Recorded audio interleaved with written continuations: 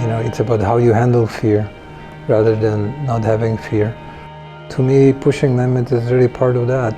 It's deciding to do something and dealing with it, how to make it happen.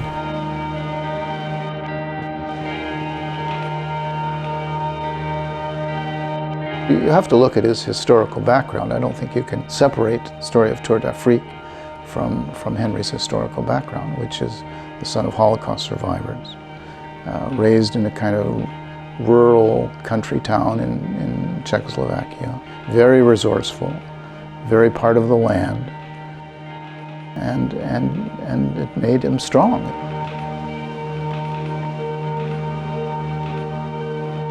My professional career started as an engineer. Just through coincidences, I met a fellow young doctor who wanted to set up an organization to go and work in Africa. And I only thought of this as kind of a temporary thing, 6 months a year, but it turned out to be a 9-year stint. I found that all my background from my life essentially kind of taught me how to get things done in Africa, what I could do and how I could do it. Money is required for operational costs and transportation, meaning that we have to buy trucks. And I kept saying to myself, having that background, saying that India and China developed from using bicycles, cheap bicycles, I kept thinking, well, what if somebody should be producing bicycles in Africa for Africa? And then a young fellow Canadian came to me one day and said, I want to work for your NGO. And I said to him, I have this crazy idea. One of the challenges would be, well, how are you going to market this? The idea came to, well, why don't we just try to organize something crazy because we don't have budget anyway, so if we do something crazy, the media would love it. The idea was simply we're going to produce this bicycle and we're going to do a crazy race from Cairo to Cape Town on these cheap bicycles. The factory never happened. My partner got cold feet, left, and I was too busy with everything else I was doing. I met another fellow a few months later who was a cyclist, who was in a bicycle business, and he loved the idea of doing the race. And he's 50.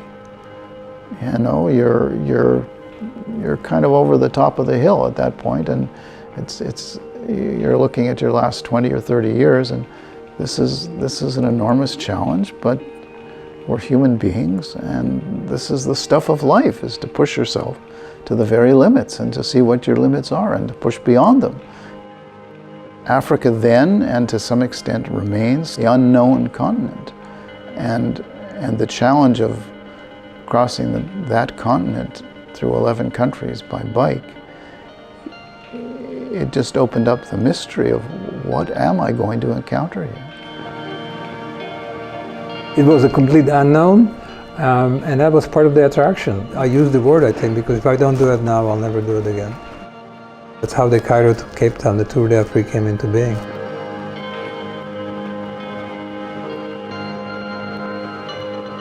Once we were ready, I called my friend Michael Posner, who was a reporter for the Globe and Mail.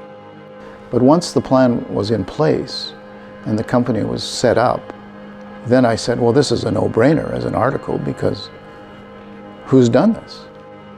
And he called me in the morning and he said, oh, Henry, I'm so sorry. And I said, oh, don't worry about it, Mike. I kind of expected it. And he said, you're not on the front page, you're on page 3. Within 24 hours, we got emails from as far as Australia and Japan. There were reactions, people were said, you know, things like, we haven't spent a day in Africa, because if you had spent a day in Africa, we would know this was simply impossible.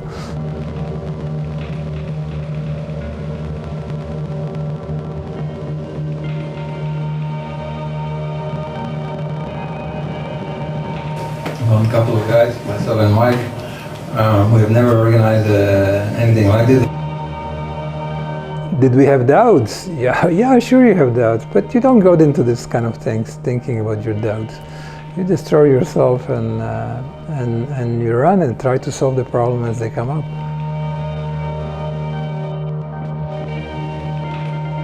To be honest with you, 3 days before we started the tour, Our vehicle was stuck in Aswan at customs, and the Egyptian were telling me for the last 10 days, there's no way you're going to get it out of here. And it didn't look like we were going to succeed.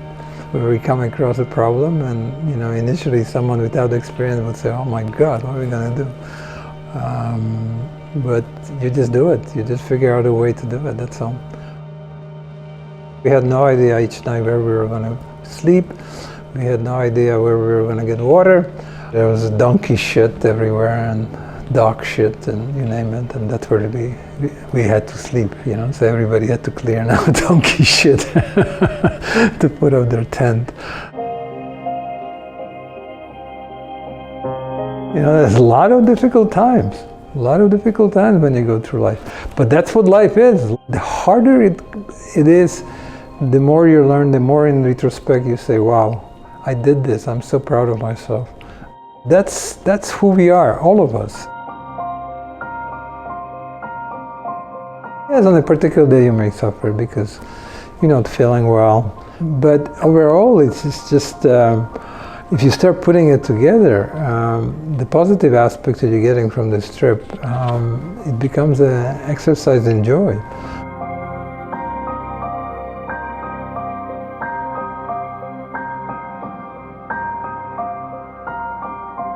And when you do arrive, it feels surreal.